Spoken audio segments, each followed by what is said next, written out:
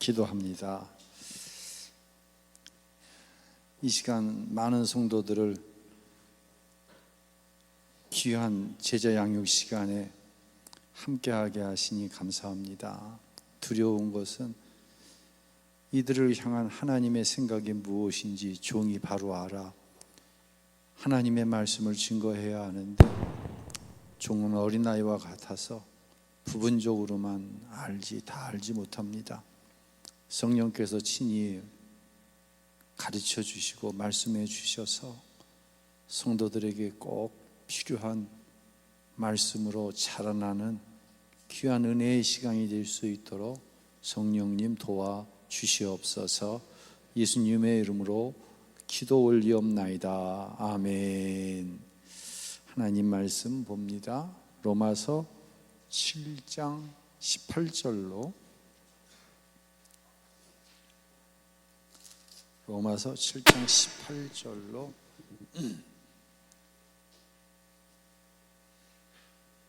25절까지 말씀 함께 읽을까요?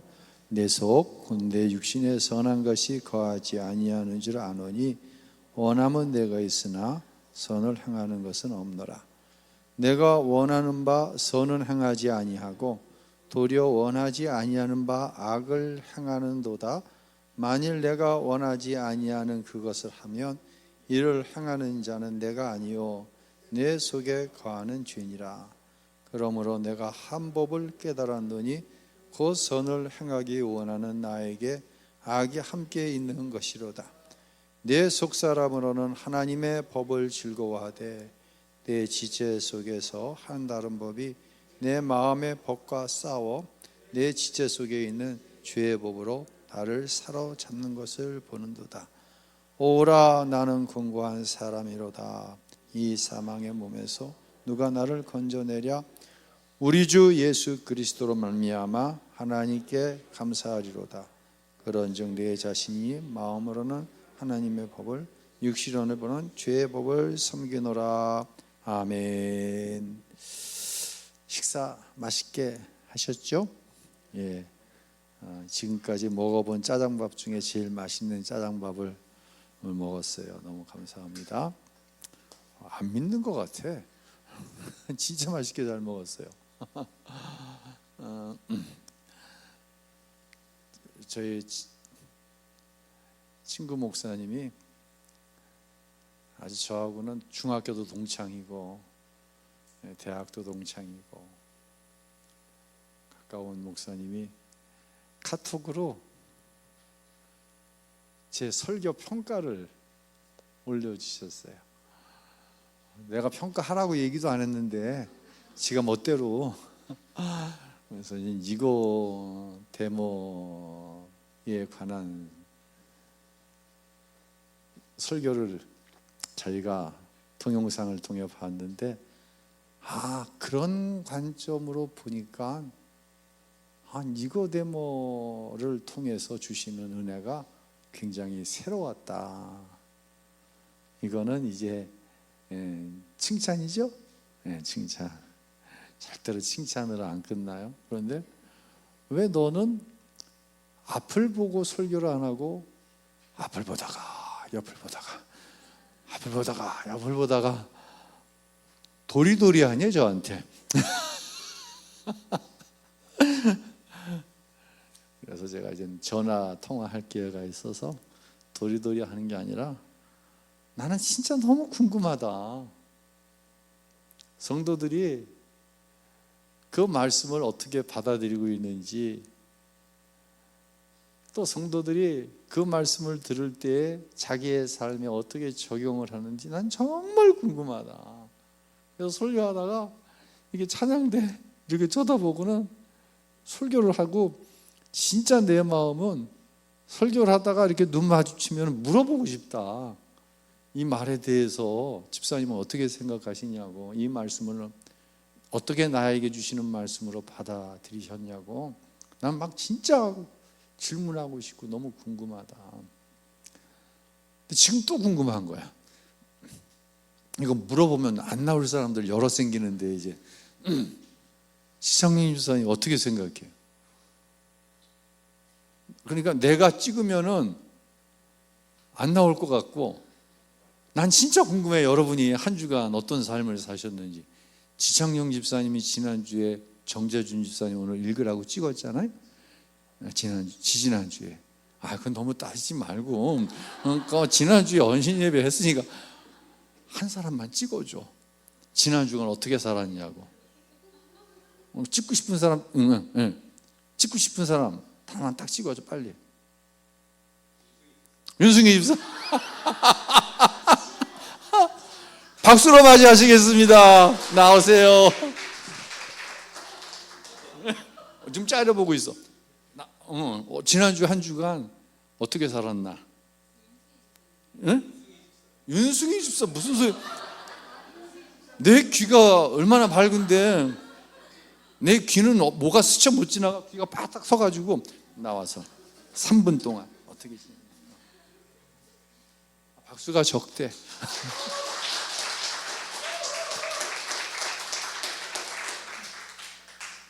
지난주는 어떻게 지냈나?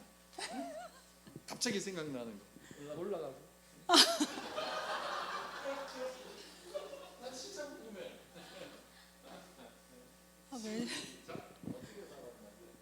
저는 지난주에 저희 지창용 집사가 출장을 가 있어가지고, 네. 아이들을 혼자서 잘 이제 양육하고, 회사에서는 이제 결산 시즌이라서 너무 바빠가지고 이제 외부 감사를 준비하고 여러 가지로 너무너무 바쁘게 지냈는데 성경은 못 읽었습니다. 네, 그렇게 한 주간 지냈습니다. 끝입니다. 감사합니다. 윤승희 집사님은 다음 주에 안 나올 수가 없어. 반주라고 해서 잘 찍어서 지창용 집사님 내가 어려운 일이 있을 때마다 부탁할게. 너무 감사합니다. 사순절 때 뭐 특별히 안 하길 잘한 것 같아, 그렇지? 성경도 못 읽을 정도로 바쁜데 죽기 살기로 살아도, 그렇죠? 이런 거 보면 참 여러분은 잘 살고 있는 것 같아. 정말 죽기 살기로 잘 살고 있는 것 같아. 자, 여기까지만 하고 다음 주에는 다음 주엔 절대로 안 할 거야, 이거. 그러니까 안심하고 나오세요. 정재진 집사님 읽어주세요. 예. 41조 승리의 열쇠는 승리의 열쇠는 하나님 잠깐만. 누구 한 사람 찍고 시작해야지. 예. 누구? 가까이 들으면 목소리가 아름답지만 마이크로 들으면 더 아름다운 이주혜 집사님. 이주혜 집사님. 이주혜 집사님 어디 계세요? 당첨됐어요. 다음 주 부탁할게요. 자, 시작해 주세요. 나는 21년 동안 목회를 하면서 많은 사람들을 만났다. 그들은 매주 교회를 나오면서도 항상 무언가에 목말라 했다. 그 공허함을 채우기 위해 이리저리 쫓아다니고 있었다. 나도 한때 그런 상태에서 벗어나기 위해 하나님을 위한 무언가를 더 해야 한다고 아주 심각하게 생각한 적이 있었다. 그러한 마음은 결국 나를 종교적인 습관에 빠지게 했다. 내가 자란 집안은 우리가 구원받는 이유는 누군가를 섬기기 위해서라고 믿었다. 그러나 성경은 그렇게 말하지 않는다. 섬김이란 예수님과 맺은 관계 안에서 자연스럽게 일어나는 것이다. 지금 나는 섬김을 과소평가하는 것이 아니다. 섬김은 예수님을 사랑할 때 저절로 나타나는 결과라는 것을 말하고 싶은 것이다. 예수님과의 관계 안에서 일어나는 섬김이 아니면 우리가 하는 모든 섬김은 하나님께 아무런 의미가 없다. 즉 무슨 일을 하든지 주님이 주신 사랑이 동기가 되지 않으면 하나님께는 아무런 의미가 없다는 말이다. 계속해서 내가 무언가를 더 해야 한다고 느낀다면 우리는 육체적으로 더욱 열심을 내며 하나님이 원하시는 일을 하려고 노력할 것이다. 일단 이것은 긍정적인 육체의 삶이라고는 할 수 있다. 하지만 자족하는 마음으로 아무리 노력해도 승리를 맛볼 수 없다면 결국 우리는 좌절하게 되고 그 결과 마음에 쓴뿌리를 갖게 된다. 누가복음 15장에 두 아들의 이야기가 나온다. 여기서 둘째 아들은 자기 유산을 미리 받아가지고 집을 떠났다. 그는 허랑방탕한 생활로 자기가 받은 재산을 모두 탕진한 뒤 거지가 되어 집으로 돌아왔다. 그때 아버지가 아들을 어떻게 맞이했는지 우리는 잘 알고 있다. 이에 일어나서 아버지께로 돌아가니라. 아직도 거리가 먼데 아버지가 그를 보고 측은히 여겨 달려가 목을 안고 입을 맞추니. 누가복음 15장 20절. 하나님의 사랑을 지금보다 더 많이 받기 위해 우리가 할 수 있는 아무것도 없다. 큰아들이 밭에서 일을 하고 돌아오매 집 가까이 이르렀을 때 음악 소리에 맞춰 사람들이 춤추면서 노는 소리가 들렸다. 그는 종에게 무슨 일인지 물어보았다. 대답하되 당신의 동생이 돌아왔음에 당신의 아버지가 건강한 것을 다시 맞아들이게 됨으로 인하여 살찐 송아지를 잡았나이다 하니 그가 노하여 들어오고자 아니하거늘 아버지가 나와서 보는데 아버지께 대답하여 이르되 내가 여러 해 아버지를 섬겨 명을 어김이 없거늘 내게는 염소 새끼라도 주어 나와 내 벗으로 즐겁게 하신 일이 없더니 아버지의 살림을 창녀들과 함께 삼켜버린 이 아들이 돌아오매 이를 위하여 살찐 송아지를 잡으셨나이다. 아버지가 이르되 예 너는 항상 나와 함께 있으니 내 것이 다 내 것이로되 이 내 동생을 죽었다고 살아났으며 내가 잃었다가 얻었기로 우리가 즐거워하고 기뻐하는 것이 마땅하다니라. 그렇다 탕자는 아버지로부터 멀리 떠났기 때문에 비참한 삶을 살게 되었다. 하나님과 관계가 멀어지면 우리의 처지도 비참해진다. 이것은 틀림없는 사실이다. 하나님의 자녀임에도 불구하고 그분과 관계가 단절된 채로 살아간다면 비참해질 수밖에 없다. 한편 큰아들은 오늘날 교회 안에서 주님을 충성스럽게 섬기고 있지만 내면은 비참한 삶을 사는 그리스도인을 상징한다. 큰아들은 자기 스스로 아버지를 위해 무언가를 했다고 생각했다. 그러나 큰아들은 집을 떠나지 않았지만 탕자와 마찬가지로 아버지를 오해하고 있었다. 큰아들은 아버지에 대해 왜곡된 시각, 즉 내가 아버지 집에서 여러 해 동안 섬겼고 바른 일만 했기 때문에 아버지는 나를 더 사랑하실 거야 라는 생각을 하고 있었다. 그는 또 주장하기를 한 번도 아버지의 명령을 어긴 적이 없다라고 생각했다. 그래서 그는 돌아온 탕자에게 동생이라고 부르지도 않았다. 자신은 아버지를 위해 열심히 일할 때 동생은 방탕한 생활을 하며 아버지의 돈을 축냈기 때문이다. 그런데 아버지는 탕자를 위해 잔치를 여는 것이 아닌가? 얼마나 억울했을까? 큰아들의 항의에 대해 누가복음 15장에 나오는 아버지의 반응은 우리로 하여금 그분의 지극한 사랑의 마음을 엿볼 수 있게 한다. 얘야, 너는 나와 항상 함께 있으니 내 것이 다 내 것이다. 내가 가진 것이 다 내 것인데 너는 살찐 송아지 몇 마리로 잔치를 베풀었다고 화가 났구나. 내가 송아지를 원하느냐? 저기 덜판을 보아라. 수천 마리의 소가 보이지 않느냐? 저것들이 다 내 것인 줄 알지 못하느냐? 하나님은 오늘날 우리에게도 동일한 마음을 품고 계신다. 그분은 자신의 사랑을 표현하기 위해 우리를 향한 마음을 열어놓고 계신다. 하지만 오늘날 교회 안에도 자신이 하나님께 얼마나 사랑받는 존재인지 얼마나 용납받는 존재인지 모르고 살아가는 사람들이 너무나 많다. 그들은 늘 웃음을 띠며 주님을 열심히 섬기면서도 마음구석에는 큰아들처럼 불만이 자리 잡고 있다. 이 얼마나 불행한 삶인가. 육체의 삶은 옳은 일을 하는데 초점을 맞춘다.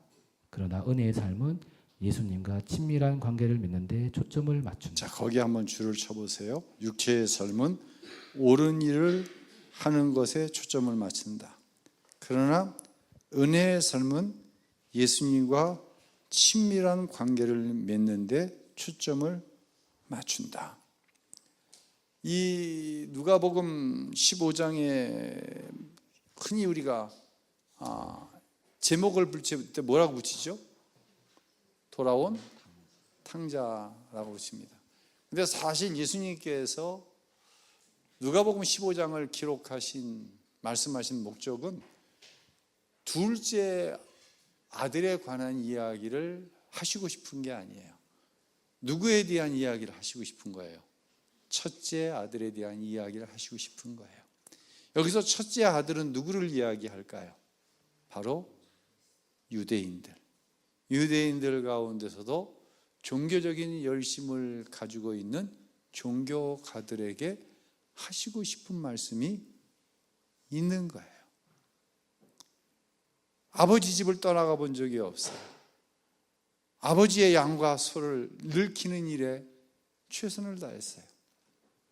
그런데 아버지가 둘째 아들, 여기서 둘째 아들은 좀 더 적극적으로 해석을 하면 이방인들을 얘기하죠. 도저히 구원받을 수 없는 사람들, 죄인들을 이야기하죠. 이들이 아버지 앞에, 하나님 앞에 돌아왔을 때 아버지는 이 이방인 죄인들을 위해서 잔치를 베푸셨어요. 그나들이 볼 때, 이스라엘이 볼 때 자기들은 하나님 앞에 선택되어졌다고 생각해서 율법을 열심히 지켰는데 아버지는 한 번도 나를 위해서 잔치를 벌이신 적이 없으신 거예요. 이것에 대해서 아버지에게 항의를 하고 있는 거예요. 이것이 바로 육체의 삶을 살아가는 사람의 대표적인 모습이라는 거죠.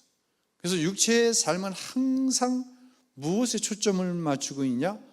옳은 일을 하고 있냐, 내가 옳은 일을 하고 있느냐, 나는 저 사람보다 더 옳아, 이것에 초점을 맞춘다는 거죠. 하지만 은혜의 삶은 예수님과 내가 어떠한 관계 안에서 살아가고 있는가에 관심을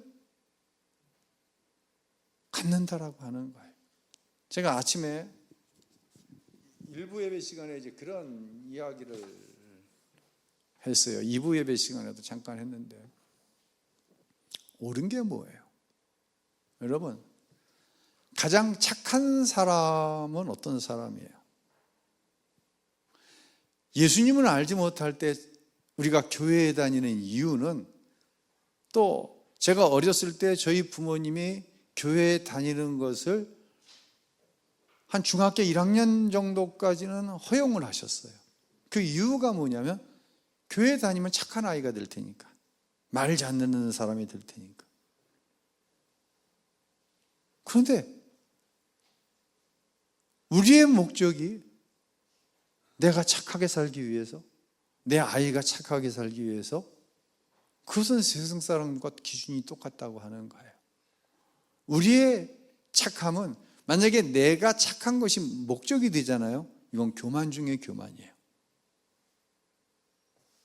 내 착함을 가지고 누군가하고 대는 거예요. 이것은 큰아들의 모습인 거예요.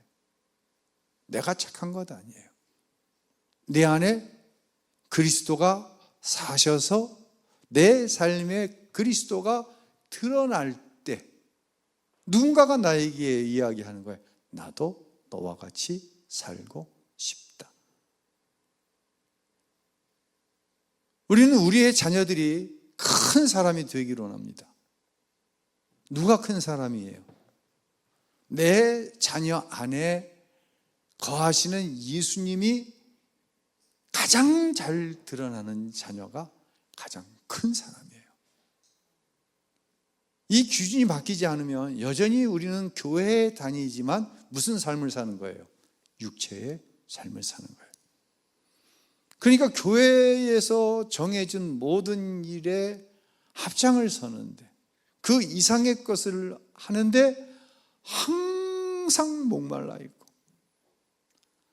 항상 배고파 있고, 은혜에 목말라 있고, 은혜에 배고픈 것이 아니라 자기가 옳게 살았는데 스스로 생각할 때 만족이 되어지지 않는 것으로 인하여서 항상 목말라 있고 항상 만족함이 없는 거예요. 이것은 내 신앙적인 생활이 육체에 머물러 있다고 하는 증거가 될 수 있다, 이 이야기를 지금 하고 있는 것입니다. 자, 계속 읽어주세요. 예수님을 처음 영접했을 때를 기억해 보라. 그때가 우리 삶의 이정표이다. 그런데 우리들은 시간이 지나면서 예수님과의 친밀함을 잊어버렸다. 친밀할 관계를 맺는 대신 규율과 법칙에 얽매이게 되었다. 그래서 우리는 자신의 존재 가치보다 행위에 초점을 두게 되었다. 이정표를 잃어버린 것이다. 탕자가 집에 돌아왔을 때 아버지는 잔치를 베풀었다. 이것이 바로 하나님 나라의 참모습이다. 그러나 율법주의는 잘못된 과거의 행위를 덜쳐내 꾸짖는다. 누군가 하나님 나라는 축제로 가득하다고 했는데 아주 적절한 표현이다. 은혜는 우리가 하나님과의 관계를 즐기게 하는 반면, 율법주의는 우리가 무엇을 하든지 잘못된 행위를 들춰내고 정죄해야 한다. 율법주의는 항상 장치를 망치게 한다. 사람들은 보다 영적인 모습으로 성장해 원할 때 더 노력하겠다고 말한다. 하지만 우리는 이제 이것이 노력으로 되지 않는 것을 안다. 지금까지 우리는 얼마나 많은 노력을 해왔는가? 얼마나 많이 현실해 왔는가? 이제 그런 헛된 노력, 즉 자신의 힘으로 살아보려는 노력은 그만두어야 한다. 그리고 더욱 주님을 의지하겠다고 고백해야 한다. 오랫동안 나는 더 노력하는 것이 승리의 열쇠라고 믿어왔다. 그러나 이제는 안다. 더욱 중요한 열쇠는 하나님 한 분만 의지하는 신뢰라는 것을. 자, 여기서 제가 이제 이 육체의 삶 오늘 두 번째 강의 시간에 본문으로 삼은 것이 로마서 7장 18절부터의 말씀인데요. 방송실 로마서 7장 18절부터 자, 요걸 한번 쫓아가면서 적용을 해볼게요. 내 속고 내 육신에 선한 것이 거하지 아니하는 줄을 아노니. 바울 얘기해요. 원함은 내게 있으나 선을 행하는 것은 없다. 19절 내가 원하는 바 선은 행하지 아니하고 도리어 원하지 아니하는 바 악을 행하는도다. 20절 만일 내가 원하지 아니하는 그것을 하면 이를 행하는 자는 내가 아니요 내 속에 거하는 죄인이라. 자, 보세요. 지금 바울 사도는 내가 원하는 것과 내 속에 내가 원하지 않는 한 가지가 있다고 얘기합니다. 율법은 좋은 거예요, 나쁜 거예요? 율법은 좋은 거예요. 율법은 선한 거예요. 근데 오늘 저자는 율법주의라고 하는 말을 사용합니다. 율법주의는 안 되는 거예요. 율법은 이런 거예요. 바울 사도가 내가 원하지 아니하는 것을 한다.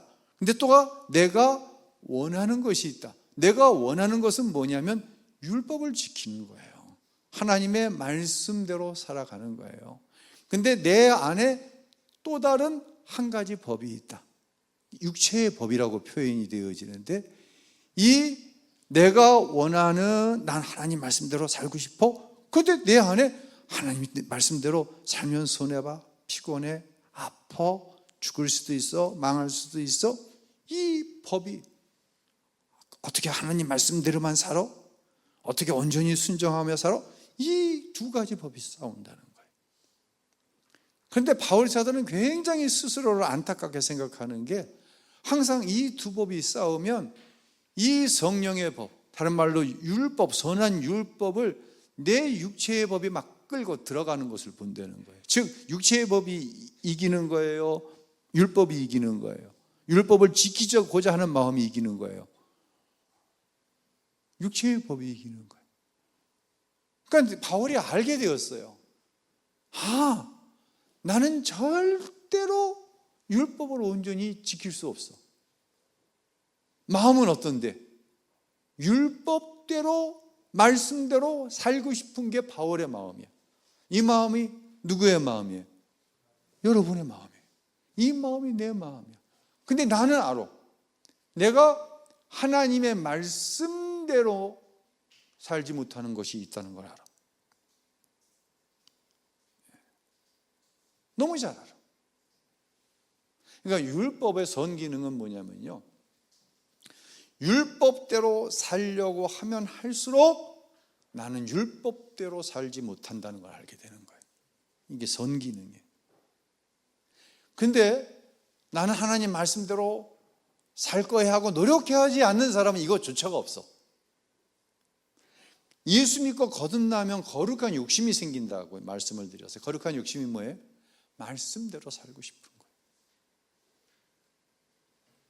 근데 뭘 발견하냐면 말씀대로 살고 싶은데 나는 절대로 하나님의 말씀을 만족시켜 드릴 수가 없어.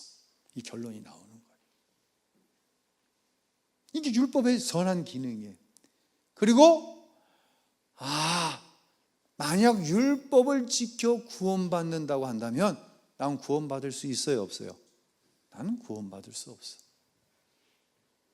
무엇이 아니면? 은혜가 아니면, 하나님께서 예수 그리스도의 십자가를 통해 내 죄를 대속해 주지 않으셨으면, 내가 말씀을 지켜 구원받고 복을 받는다고 한다면 나는 구원도 복도 대상자가 될 수가 없다는 걸 아는 거예요. 그래서 사도 바울은 7장 23절에 이런 얘기를 해요. 내 지체 속에서 한 다른 법이 내 마음의 법과 싸워 내 지체 속에 있는 죄의 법으로 나를 사로잡아가는 것을 본다. 율법을 지키고자 하는 내가 이긴 거예요? 아니면 내 지체 속에 하나님 말씀에 부분적으로 순종하고 불신앙하고 이게 이긴 거예요? 부분적으로 순종하고 불신앙하는 이 마음이 이겼다는 거예요. 그리고 24절에 이렇게 탄식을 합니다. 오호라, 나는 곤고한 사람이로다. 이 사망의 몸에서 누가 나를 건져내랴? 다른 표현을 하면 아하, 나는 이제 알게 되었습니다. 내가 말씀대로 살려고 노력을 하면 할수록, 율법대로 살려고 하면 할수록 내가 발견되어지는 것은 나는 절대로 율법, 하나님의 말씀을 만족시켜드림으로 구원함을 얻을 수 있는 존재가 아니라는 1%의 가능성도 내게 없다는 것을 알게 되는 거예요. 어허라, 나는 무슨 곤고한 사람이다. 아니, 교회 일을 그렇게 열심히 하는데, 그렇게 원칙적으로 신앙생활을 하는데 만족함이 없어. 늘 곤고해. 늘 뭔가 내가 내 열심이 부족해서인가? 하나님이 내 헌신과 내 사명에 부족함이 있으셔서 이러시는가? 그러니까 내가 만족하면 안 되니까 다시 출발해야지. 다시 한번 열심을 품고 해봐야지. 이건 굉장히 좋은 마음이에요? 나쁜 마음이야? 좋은 마음인데 이것이 은혜 안에서 발견되어진 마음이 아니라 여전히 육체에 속한 것에서 발견되어진 마음이면 자족을 향해 나아가는 것이지 결코 하나님께서 이미 허락하신 은혜를 누릴 수 없다는 거예요. 오라, 나는 곤고한 사람입니다. 누가 이 사망의 몸에서 나를 벗어날 수 있겠습니까? 자, 나는 안 됩니다. 나에게는 1%의 가능성도 없습니다. 라고 하는 순간 딱 바라보게 되는 게 있어요. 그게 25조예요. 우리 주 예수 그리스도로 말미암아 하나님께 감사하리로다. 이 말은 무슨 말이에요? 그렇습니다. 내 열심으로, 내 율법적인 의로 안 되는 것을 알았습니다. 나는 절대로 하나님의 법을 만족시킬 수 있는 그러한 존재가 아니라는 사실을 알았습니다. 그래서 나라는 존재를 하나님이 너무 잘 아시니까 그래서 내 죄를 예수님의 십자가의 은혜로 대속하셨군요. 예수님의 십자가의 은혜가 아니면 그래서 안 되는 거군요. 이 사실을 깨달아 알 때 우리는 육체의 삶에서 이제 어디로 넘어가냐? 은혜의 삶으로 넘어가는 거예요, 이때. 그리고 하나님께 감사하리로다. 사랑하는 성도 여러분, 넘어가야 됩니다. 육체의 삶에서 무슨 삶으로? 은혜의 삶으로 넘어가야 됩니다. 은혜의 삶으로. 자, 계속 읽어주세요. 내가 앞에서 언급한 동기부여, 정제감, 재헌신의 악순환을 기억하는가? 우리는 여기에 너무 지쳐있다. 이것은 육체로 사는 삶이다. 율법적인 삶의 형태다. 하나님은 우리가 육체를 초월하여 살 수 있는 그리스도의 능력을 우리 안에 주셨다. 그렇다고 죄가 없는 완벽한 삶을 살 수 있는 것은 아니다. 바울이 로마서 7장에서 말한 것처럼 불행히도 우리 안에는 죄의 법이 있어서 여전히 어리석은 선택을 한다. 그렇기 때문에 우리는 그리스도 안에서 올바른 정체성을 찾아야 한다. 그분 안에서 사는 삶을 배워야 한다. 그러면 그분 안에 거하는 삶이 육체에 대하여 승리하는 열쇠라는 것을 발견하게 될 것이다. 그것이 바로 믿음이다. 이러한 믿음이 승리를 가져온다. 이것은 세상을 이기는 믿음이다. 바로 그 믿음이 육체를 이긴다. 그렇다면 육체를 어떻게 끊을 수 있겠는가? 우리 육체는 마치 문어와도 같다. 문어는 여러 개의 다리가 있는데 육체도 많은 다리가 있다. 질투, 쓴뿌리, 교만, 혹은 종교적 행위 등 이 모든 것은 육체를 나타낸다. 우리는 스스로 이런 것들을 잘라내려고 애를 쓴다. 그러나 이것들은 잘라도 다시 자라날 뿐 아니라 오히려 더 강해진다. 하지만 하나님은 우리에게 육체를 이길 수 있는 그분의 능력을 주셨다. 그것이 무엇인가? 바로 십자가다. 주님은 우리가 승리할 수 있도록 우리에게 십자가를 주셨다. 예수님이 십자가에 달리셨을 때 우리도 함께 못 박혔다. 우리가 할 일은 또다시 결심하고 새롭게 헌신하는 것이 아니라 주님께 이렇게 기도하는 것이다. 주님, 이제 저는 스스로 애쓰고 노력하는 것에 지쳤습니다. 더 잘 해보려고 애쓰는 것이 너무 힘이 듭니다. 저 자신의 힘으로 해보려는 몸부림을 포기하고 이제는 더 이상 발버둥 치지 않겠습니다. 주님께 두 손 들고 나아갑니다. 저의 모든 삶을 주님께 드립니다. 주님이 제게 하시고자 하는 일이 무엇이든 행하소서. 그래서 내 육체의 삶을 끊어 주옵소서. 이렇게 기도하고 나서 주님의 음성을 기다리라. 그러면 주님이 우리가 끊지 못하는 모든 육체의 삶에 역사하고 계심을 깨닫게 하실 것이다.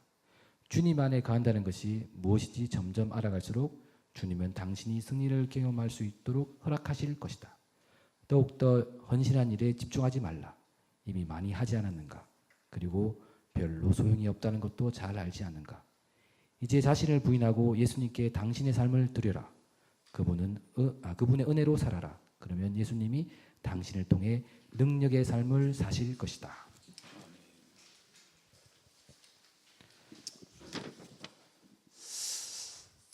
우리가 신앙생활을 하면서 딱 이렇게 굳어져 있는 부분이 많이 있어요. 그 중에서도 하나님의 말씀에 대한 오해가 많은 것 같아요. 이런 거예요. 어느 날 사람들이 예수님 앞에 현장에서 가늠하다 잡힌 여인을 데리고 왔죠. 이 여인은 예수님께서 사랑으로 용서해 주셨다. 우리는 그냥 흔히 쉽게 이렇게 얘기해요. 근데 사실 이 사건을 하나님께서 성경에 기록해 내어 놓으신 이유는 달라요. 자, 여인을 데리고 와서 사람들이 예수님께 묻습니다. 예수님을 시험한 거죠. 우리도 예수님을 자꾸만 시험해요. 뭐라고 시험했어요? 율법에는 가늠하다 붙잡힌 여인을 돌로 치라고 했는데 당신은 우리에게 어떻게 하라고 이야기하시겠습니까? 예수님이 뭐라고 그러셨어요? 야, 용서해. 야, 사랑으로 좀 봐줘. 그러셨나요? 정확하게 예수님께서 그 회중들에게 하신 말씀은 뭐였어요? 너희 중에 죄 없는 사람만 돌을 들어 쳐라. 이미 회중들은 손에 돌이 들려 있어요. 그 회중들을 향해 죄 없는 사람만 쳐라. 그러자 어떤 일이 벌어졌어요? 사람들이 돌을 여인에게 던지는 것이 아니라 한 사람 한 사람 돌을 손에서 놓기 시작했어요. 그리고 어떻게 했어요? 다 돌아갔어요. 흩어져 버렸어요. 예수님이 용서했어요? 사랑하라고 하셨어요? 아니에요. 예수님이 하신 말씀은 너희 중에 죄가 없는 사람만 이 여인에게 돌을 던져라. 육체로 봤을 때 이 여인은 굉장한 죄인이에요. 그러나 은혜의 법으로 봤을 때 이 여인에게 있는 죄가 나에게 없고 이 여인에게 없는 죄가 나에게 어때요? 나에겐 있는 거예요. 그 차이일 뿐이에요.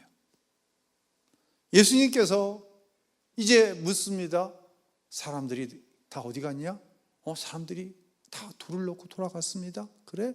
그러면 나도 너를 더 이상 정죄하지 않는다. 그 대신에 돌아가서 다시는 뭐 하지 말아라? 죄를 짓지 말아라 라고 말씀하셨습니다. 여러분, 여기서 한 가지 질문 더. 그러면 이 여인은 예수님께 받은 이 은혜를 받은 거죠. 어쨌든 죽을 수밖에 없는데 예수님이 용서하라 그랬든지 사랑하라 그랬든지 돌을 놓게 만들었든지 어쨌든 예수님 때문에 살아났으니까 그렇게 자기를 살리신 예수님이 죄 짓지 말고 살라고 했으니 죄를 안 짓고 살았을까요? 죄를 짓고 살았을까요? 어떻게 생각하세요? 그 여인 얘기하지 말고 내 이야기를 한번 해봅시다.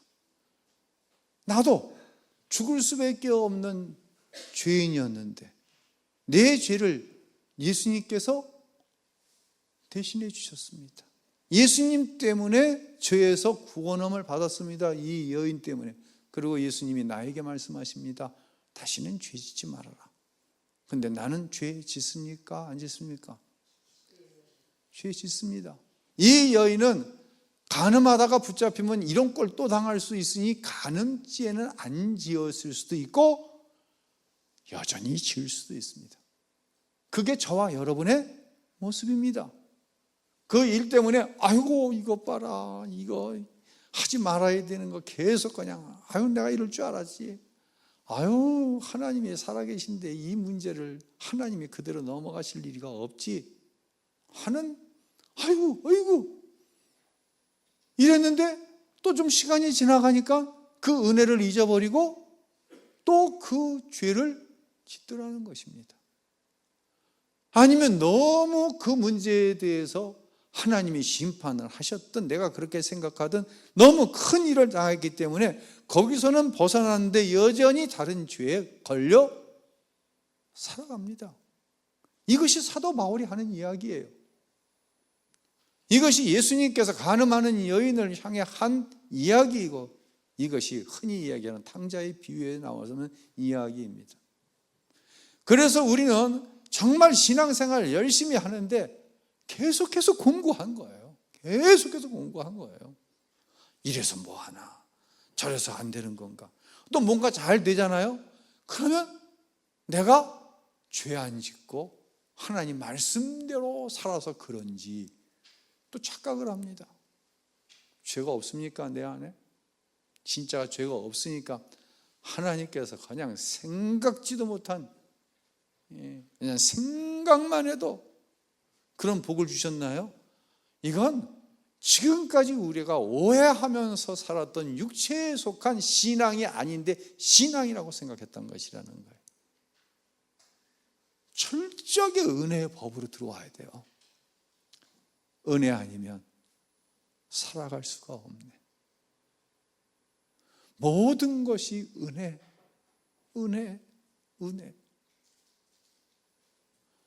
옳고 그름이 아니라.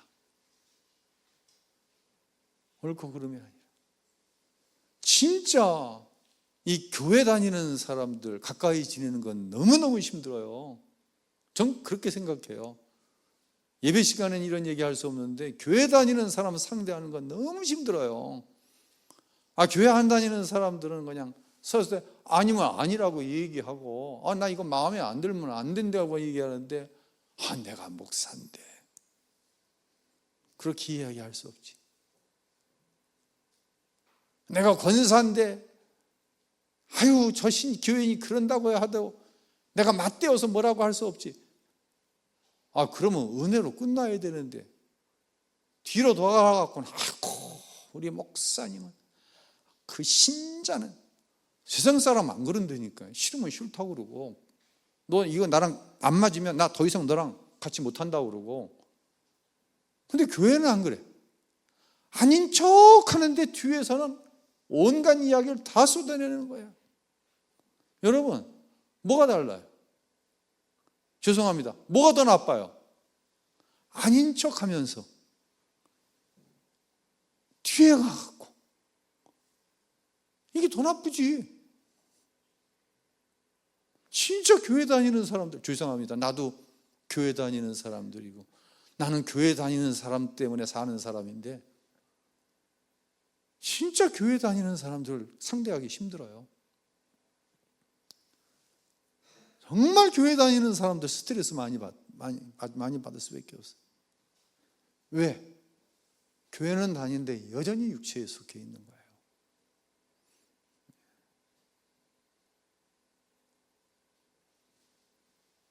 은혜 안에 있어야 돼요. 은혜 안에. 노력하는 게 아니라 되어지는 거예요. 아유, 내가 목사만 아니면, 이게 아니라 되어지는 거예요.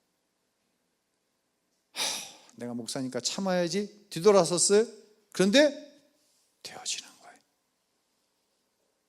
참아지는 게 아니라 이해가 되어지는 거예요. 우리 윤 집사님 이야기 들었잖아요. 한 주간 동안 남편은 출장 가 있고, 대학교 다니는 녀석,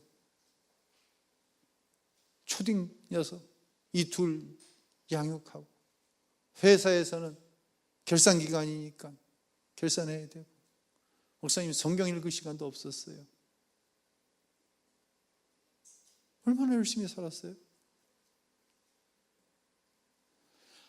이걸 들어서 이해가 되는 게 아니라, 아유, 웬 집사가 성경도 안 읽고 사순절에 이렇게 얘기했어. 이해가 되어지는 거예요. 아, 얼마나 바쁘고 힘들었으면 참 대단해. 그런데 주일날 아침에 도대체 몇 시에 오는 거야? 그 일찍 애들 둘 데리고 와가지고 종일. 진짜 대단해. 내가 우리 윤 집사님이라면 나는 그렇게 못할 거야. 넘어가는 거예요. 은혜로, 은혜의 삶으로. 여기 공고함이 있어요? 여기는 공고함이 없어요. 만족감이 있는 거예요. 감사가 있는 거예요. 육체의 삶에 머물러 있으면은요, 늘 공고한 거예요. 어떤 편을 택하실래요? 은혜의 삶을 당연히 택해야 되죠. 내 힘으로는 안 돼요, 이거. 누가 오시면? 성령이 오시면 되는 거예요. 성령이 오시면 되는 거예요. 이걸 가르쳐서 요한복음 3장에서는 거듭났다라고 얘기하는 거예요. 오늘 우리가 설교한 내용으로는 영생 얻는 삶을 살아간다라고 말씀하고 있는 거예요. 자, 2강 여기서 마치도록 하고 3강 때 더 깊은 이야기 나누도록 하겠습니다. 우리 찬양하죠.